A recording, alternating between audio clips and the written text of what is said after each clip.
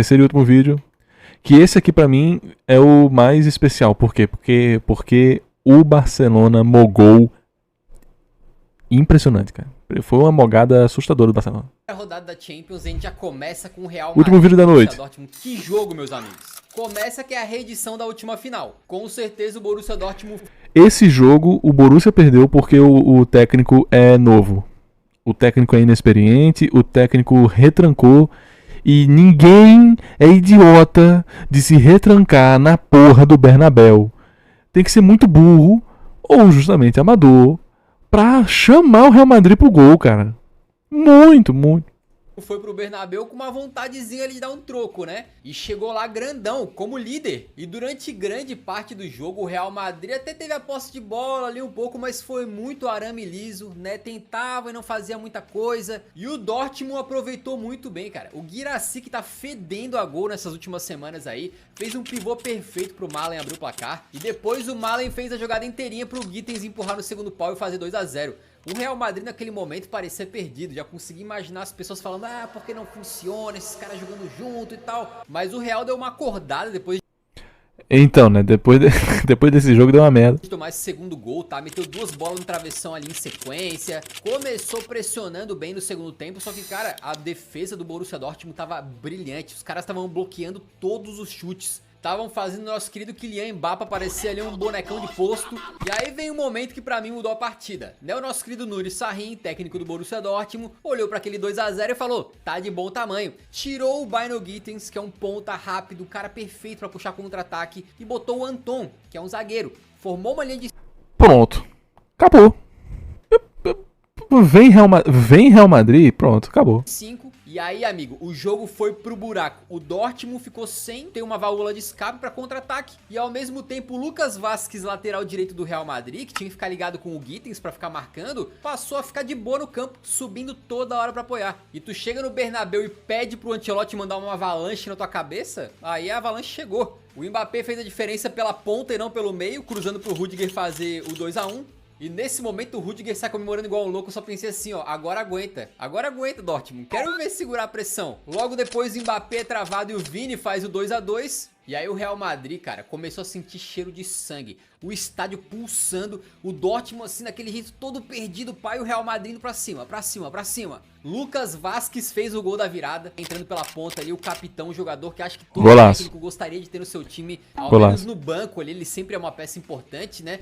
E depois o show do Vini. Primeiro ele pega uma bola no campo de defesa, cara, vai levando ali na correria. O Henry Chan, coitado, parecia que tava carregando uma geladeira em comparação com a velocidade do Vini, que puxa pro meio, manda num canto, um golaço daqueles pra tirar a camisa e comemorar mesmo como ele fez. E ainda teve tempo de completar o seu hat-trick. Botou o zagueirão Anton ali, que tava todo perdido pra dançar, puxou pra um lado pro outro, fuzilou. 3 gols do Vini, mais uma virada absolutamente fantástica de um Real Madrid que até quase os 60 minutos ali não tava funcionando. Mas amigo, Real Madrid... Champions, Bernabéu, Vini Júnior, Courtois, tu bota isso aí tudo junto e o resultado a gente já sabe. E o Vini, meu parceiro, último jogo de Champions antes de ele ir coletar a bola de ouro dele no dia 28, cara, que...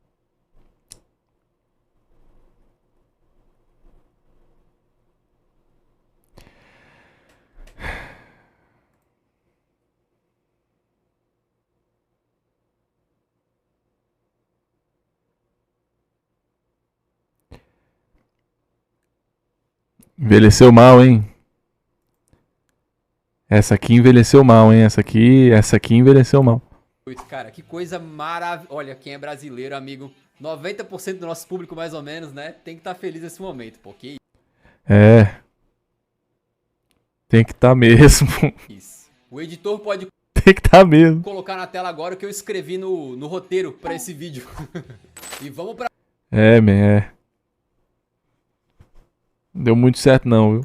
Mais um jogo em que um brasileiro decidiu a partida, que foi Arsenal e Shakhtar Donetsk. 1 a 0 maroto graças a um gol contra do goleiro do Shakhtar, mas que foi causado por uma jogada do Martinelli, né? Ele chuta na trave, a bola volta no goleiro, entra 1 a 0, acabou. E fora isso, o Arsenal foi bem pragmático, né? Sentindo falta ainda da criatividade do Odegaard e do Saka, que estão machucados. E no segundo tempo, o zagueirão Bondar, que seria bom dar uma mãozada na bola. Se lascar. Pênalti pro Arsenal, né? O Trossard foi bater e perdeu. É curioso que o Trossard talvez seja um dos melhores super subs do mundo, né? Vindo do banco, mas quando começa jogando, muitas vezes não vai tão bem. Inclusive, cá entre nós, os caras estão zicados com lesões, hein? E também fica o destaque pro bandeirão da torcida do Arsenal, né? Somave. Somave. Vamos agora pra Milan 3, Clube Bruges 1, que é um jogo que eu queria falar. Pra vocês, né, críticos do Pulisic, mais uma vez, canalhas, aprenderem a apreciar o homem que cobrou um escanteio fechado e meteu um gol olímpico, cara. Melhor jogador do Milan na temporada, tranquilamente. E ó, o que eu fiquei meio indignado é que o Pulisic faz um gol olímpico e aí os companheiros de equipes tipo, ah, pô, show, gol, hein? Tá lá. É, realmente a bola passou da linha. Pô, meu irmão, gol olímpico não é todo dia não, cara. Eu lembro quando o Pet meteu 2 pelo Flamengo em 2009 no Brasileirão, eu fiquei maluco, pô. Mas aí eu... Não sabia que o Pete era flamenguista, cara. Meu conceito por você acabou. O Bruges teve um jogador expulso direto e mesmo assim conseguiu empate. O Milan não tava conseguindo encaixar, não tava conseguindo meter um ritmo de jogo ali equivalente a um jogo de Champions League. E foi aí que o técnico apareceu, né? O Paulo Fonseca fez 2 alterações, botou o Okafor, botou o Chukwueze. E aí com uma jogada de cada um desses aí, o Milan meteu 3-1 com 2 do Reinders, né? O meio campista. Com o time deslanchando no final da partida. Muito. Cara, eles estavam precisando muito dessa vitória, porque tinham começado a Champions perdendo pro Liverpool, perdendo pro Leverkusen. A situação tava esquisita e, cara, esse Milan eu já vi muitos altos e muitos baixos deles na temporada. Às vezes parece que o time tá ganhando um pouco de corpo, depois faz uma partida ruim. Vamos ver daqui pra frente, né? Do Milan pra Juventus do Thiago Motta, eu vou te falar um negócio, cara. A velha senhora quase implorou pra perder esse jogo aí do Stuttgart. Eles tomaram um gol anulado do Undav. Depois o nosso querido brasileiro Danilo, né? Deu um chutaço no camarote. Foi expulso, fez o pênalti. O Perin defendeu o pênalti, né? E aí no finalzinho, já nos acréscimos, a Juventus deixou penetrar na área ali o El Bilal Touré, que fez uma bela jogada, que nome, marcou o gol do 1-0 e, cara, a situação é meio preocupante porque o Stuttgart jogou muito melhor do que a Juventus. É bem possivelmente, quase certeza na verdade, né? O torcedor da Juve aí me confirma nos comentários, mas o pior jogo da equipe... Danilo,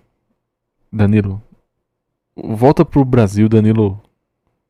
Não tá... Você tá jogando... Danilo, que tal passar ali no Uruguai, Danilo? Acho que é o nível que você tá apresentando. Sob o comando do Thiago Motta. E se a Juve tá em dificuldades, imagina o Bolonha, de onde o Thiago Motta saiu daquele trabalho fantástico na temporada passada. Eles foram... Lembrando que a Juve tá bem agora, tá? Enfrentar o poderoso Aston Villa lá na Inglaterra e os caras tomaram de 2-0. Com o Villa metendo um gol aí com o McGinn e com o John Duran.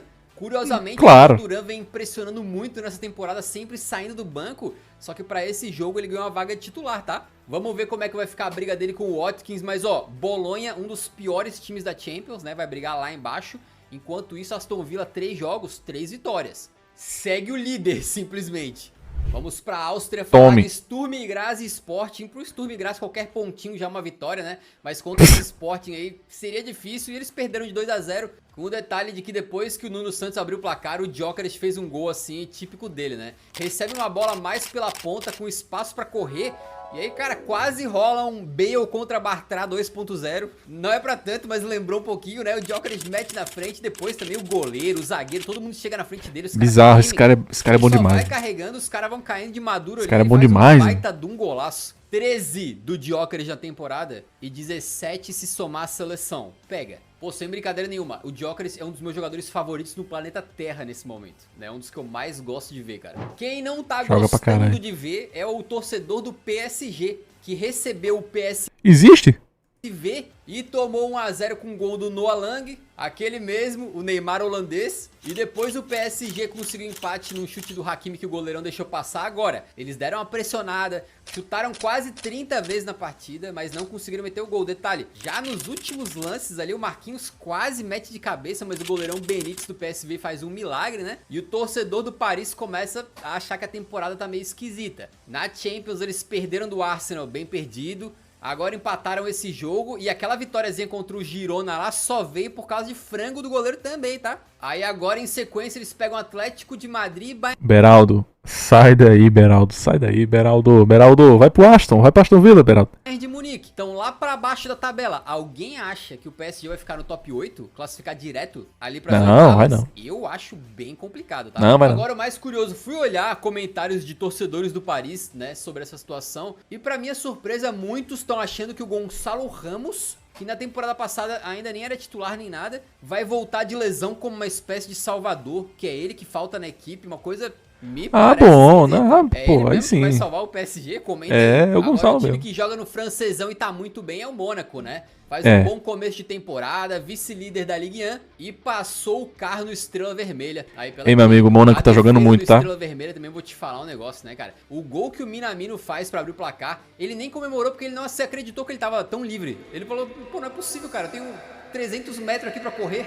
Certamente que eu tô impedido. Não tava impedido. No segundo gol, o zagueirão se embola sozinho e a bola sobra pro Embolo, que não perdoa. Teve um golaço absurdo do Singo, também de fora da área. O segundo gol do Minamino também parece uma cena Gostei da mensagem.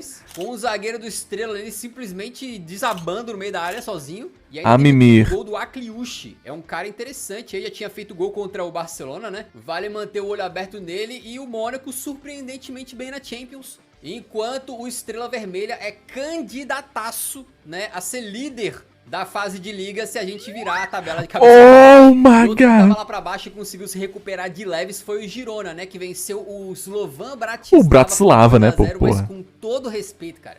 O Slovan Bratislava todo mundo tem que ganhar. Né? Então eles fizeram o mínimo ali, conseguiram 3 pontinhos. O Bratislava, né, é uma irmão? temporada muito esquisita pro Girona, né? Muitos jogadores-chave foram embora. O começo deles de La Liga é terrível. Na Champions não vinham bem, mas conseguiram aí uma vitóriazinha. Inclusive com o segundo gol sendo um golaço de falta. Dá dinheiro, né? Então quem sabe você não dá uma animada pros caras pro restante da temporada. É dinheiro, é Na dinheiro. Itália, a Atalanta recebeu o Celtic, que tinha sido surrado pelo Borussia Dortmund, né? E ficou no 0 a 0 e, cara, bem que Ladea tentou, os caras foram pra cima, chutaram e chutaram e chutaram, tentaram de todas as maneiras, pararam com bloqueios no último momento e o time escocês, no final das contas, conseguiu um pontinho valioso. Bicho, Uma acontece. estatística sobre esse jogo Acontece. é chocante, na real, se liga. Nos últimos 15 anos, essa foi apenas a segunda vez na Champions que um time finalizou mais de 20 vezes e teve a bola na área do adversário mais de 50 vezes e não conseguiu fazer um golzinho sequer. Doideira, né? E sabe qual é a outra doideira? Aparentemente o brasileiro Ederson só conseguiu jogar porque tomou um analgésico, tava com dor de dente o homem, cara. A surpresa Brest também conseguiu encaixar o empate no Leverkusen, cara. Mais uma vez o Wirtz, né? É sempre ele, cara. Abriu o placar e foi eleito Man of the Match, o melhor jogador da partida pela terceira vez nessa Champions. 3 jogos, 3 Man of the Match. O futuro desse cara mas eu acho que essa quarta rodada ele não ganhou o Man of the Match não, viu? é brilhante, mas voltando pra partida, as coisas melaram pro Leverkusen quando o Melou meteu o gol de empate. Bela finalização e sim, o nome dele é Melou. Inclusive faria uma dupla braba com um cara que vai aparecer no jogo do Feyenoord, né? Um detalhe importante, o Xabi Alonso rodou bastante o time, tá? Então o Leverkusen não tava ali com os 11 titulares, não. Por falar em time alemão, pra quem será que o nosso querido Jürgen Klopp, que agora é lá diretor bam da Red Bull, tava torcendo no confronto entre RB Leipzig, um dos times que ele vai comandar agora lá de cima, né? E Liverpool, onde ele fez Liverpool. O jogo Liverpool, óbvio. estilo Premier League, né? Mas Liverpool. lá e cá, o goleirão Kelleher foi um grande personagem, fazendo defesaça, depois entregando a paçoca pro Seshko, que quase marca um golaço meio de cobertura. O Openda também faz um belo gol, mas estava impedido.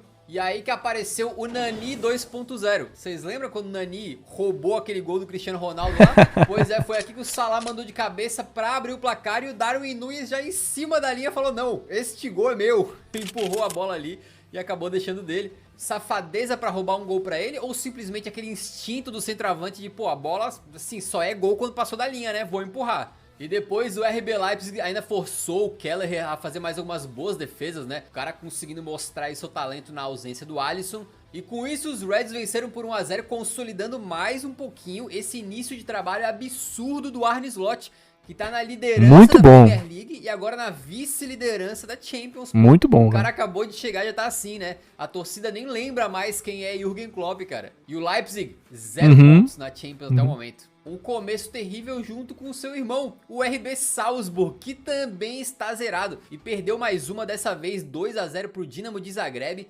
Primeiro gol do Dinamo, uma bola de pé em pé ali, muito maneiro. Agora, o segundo gol é que chama atenção, porque o brasileiro vê aquele cara na frente, aquele Petkovic do mal, já começa a ferver o sangue, começa a borbulhar, né? Aí tu vê o cara indo bem ainda, metendo um belo gol ali, triste, né? Bruno Petkovic, aquele croata safado, que meteu o gol no Brasil na Copa de 2022, ele mesmo. E já que a gente tá falando de Red Bull e Klopp, o Red Bull Salzburg Morre. é treinado pelo Pep Linders, ex-auxiliar do Klopp. Então imagina agora o Klopp, que é bam lá na Red Bull, olhando esses maus resultados aí, de repente tendo que demitir o seu ex-colega ali. É complicado, hein? Que situação, amigo. Chegando pra Manchester City e Sparta Praga, ninguém poderia imaginar um resultado que não Jogo fosse feio esse. City, né? E ela Foi feio. aconteceu. Foi um 5-0 ali, com total destaque pro nosso querido Haalandinho, que primeiro faz um gol dando um coice na bola. Isso foi bonito. 2 metros de altura, um negócio absurdo no planeta Terra hoje. Só o Haaland é capaz de fazer isso. E talvez nos últimos 25 anos, só ele e o Ibra, né? Bizarra a elasticidade do cara, o movimento da perna dele ali, cara. Que gol fantástico, na moral. E o segundo gol que ele faz na partida também foi muito bom, cara, porque ele puxa da esquerda pra direita com muita habilidade ali, finaliza com a perna ruim, né? Fez parecer fácil, mostrou um refino técnico ali que nem sempre é o forte dele, né? Atenção pra marca, o Haaland chegou a 44 gols em 42 jogos de Champions. Sim, a média do cidadão é superior a um gol por jogo e vocês sabem que a Champions expandiu, vai ter mais jogos. Ele vai jogar mais uns 10 anos de Champions pelo menos. Então os recordistas de gols lá em cima, se preparem que ele eu também acho que ele vai bater. Eu também acho que lá perto. Também destaca a partida do Matheus Nunes, né, que fez seu golzinho de pênalti, deu passe pra gol também. Provavelmente seu melhor jogo pelo Manchester City. E times ingleses muito bem na Champions, hein? 3 lá em cima. Em Atlético de Madrid e Lille, a gente viu o Sorlotão trazer traumas pra torcida do Atlético, porque perdeu o gol.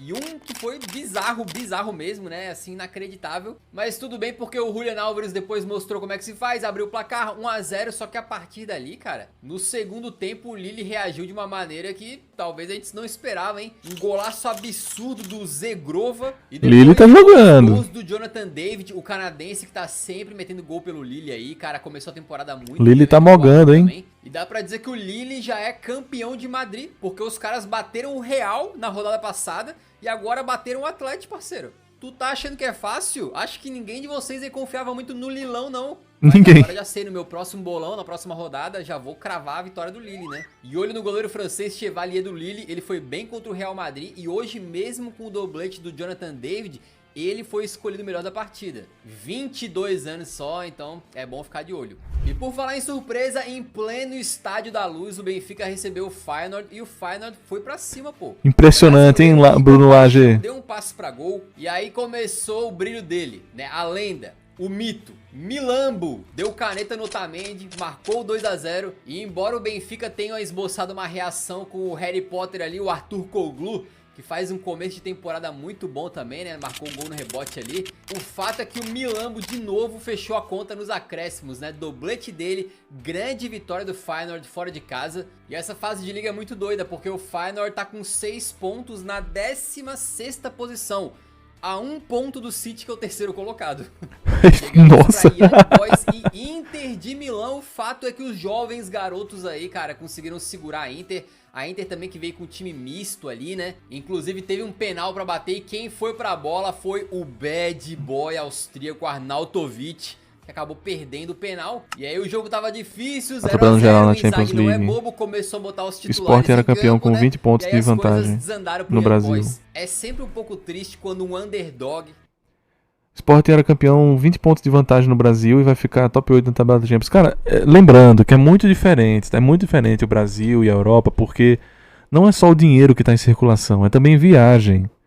Pô, cara, o Botafogo tem que bater... O São Paulo agora tá na Bahia, São Paulo agora vai pra Santa Catarina, São Paulo vai voltar pra São Paulo. É uma viagem desgastante atrás da outra. O clima é outro. Isso também é um agravante pro esporte, sabe? Se a Champions League fosse um campeonato... É como se a Champions League fosse um campeonato de pontos corridos. Em um canto subdesenvolvido, caralho. O Brasil não tem o desenvolvimento que tem na Europa, né?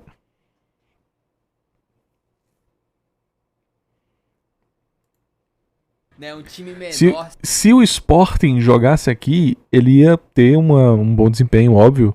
Só que ele ia começar a cair e ficar como nós todos ficamos, né? Como nós todos ficamos. Você pega um time daqui e joga pra lá, meu amigo, tem mais exibição, mais gente assistindo, mais sei lá o que, o dinheiro entra, a caixa entra, tirando o Corinthians, que tem uma gestão horrorosa, todo mundo ia tá bem. Todo mundo sabe, o G10, eu não vou dizer G10 porque o Vasco também tá no G10, né? Minha nossa. Mas assim, G8. Do G8 ali, estaria todo mundo muito bem hoje, né? Porque consegue se rever, né? Consegue se segurar contra o maior, mas no finalzinho toma um gol. Pô, tem que ser no final. Não era melhor tomar o gol ali no minuto 25, no minuto 50? Não, tem que ser nos acréscimos do segundo tempo. E foi o que aconteceu. O Thuram apareceu ali no primeiro pau pra empurrar a bola e garantir uma vitória preciosa pra Inter, que pressionou no segundo tempo e merecia a vitória, né? E a gente fecha com um dos maiores confrontos dessa rodada. Bizarro. Barcelona contra Bayern de Munique. Pô, antes mesmo de falar assim dos lances, cara, que jogo bom. Assim, tecnicamente, jogadores, né, maravilhosos ali, cara. Trocando passes, saindo de pressão com muita qualidade. Tu vai comparar isso com outras partidas que a gente vê por aí, às vezes é meio triste, dependendo do campeonato que você tá assistindo. E com 1 minuto, o capitão do Barcelona meteu um gol. Rafinha recebeu Rafa, na frente, driblou o Neuer, que não é fácil, não só pela qualidade do Neuer, mas porque o Neuer é gigante, tem uma envergadura grande, né?